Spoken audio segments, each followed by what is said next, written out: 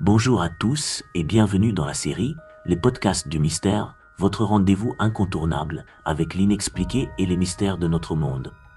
Aujourd'hui, nous plongeons dans l'un des cas les plus fascinants et énigmatiques de l'ufologie française, l'OVNI de Valensole, le mystère insondable de 1965.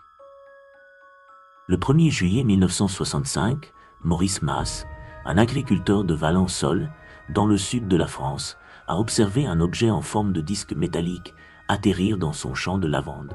Mas a rapporté avoir vu deux petites figures humanoïdes émerger de l'objet. L'incident a duré quelques minutes avant que l'objet ne décolle et disparaisse dans le ciel. Mas, un membre respecté de la communauté, était considéré comme un témoin fiable et honnête. Il a signalé l'incident à la police locale et a été interviewé par des enquêteurs en ufologie. L'incident a laissé des traces physiques sous forme d'empreintes circulaires dans le champ de lavande et une sorte de résidu métallique au sol.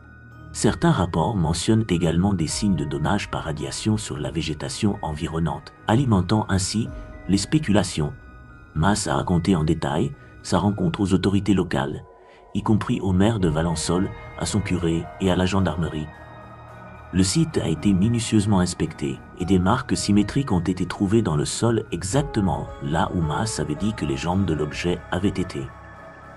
Il a été découvert plus tard que la lavande ne poussait pas sur ce site pendant une période de 10 ans.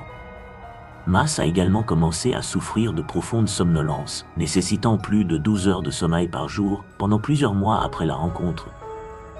Plusieurs hypothèses ont été avancées pour expliquer cet incident.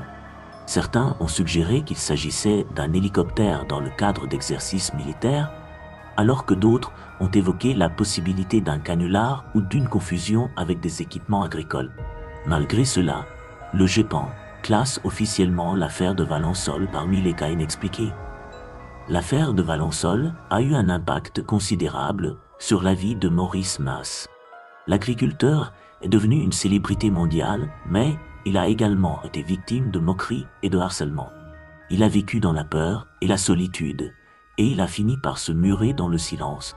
Maurice Mas est décédé le 12 mars 2015 à l'âge de 83 ans.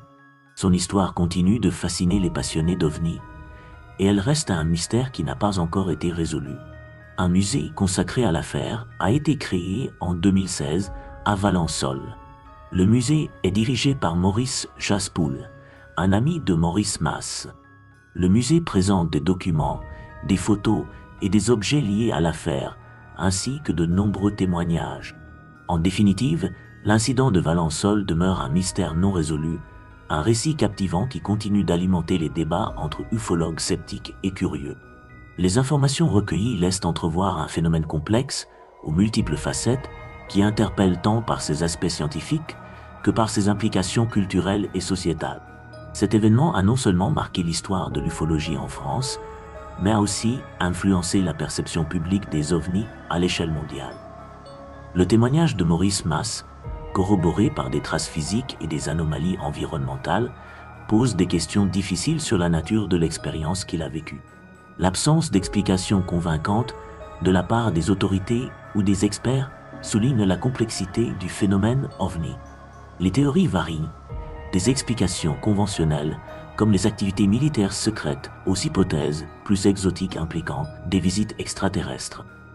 La persistance de l'intérêt pour l'affaire Valensole, des décennies après les faits, témoigne de la fascination durable pour les mystères non résolus et les frontières inexplorées de notre compréhension du monde.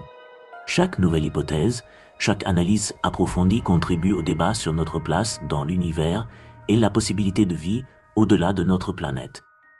En fin de compte, l'histoire de Valensole, avec ses nuances et ses zones d'ombre, continue de défier les explications simples, invitant à une exploration continue et à une réflexion sur les mystères de notre existence. Ce podcast vous a été offert gracieusement par la société Bretzel Productions, créateur de podcasts personnalisés, photographe et vidéaste certifié en Alsace.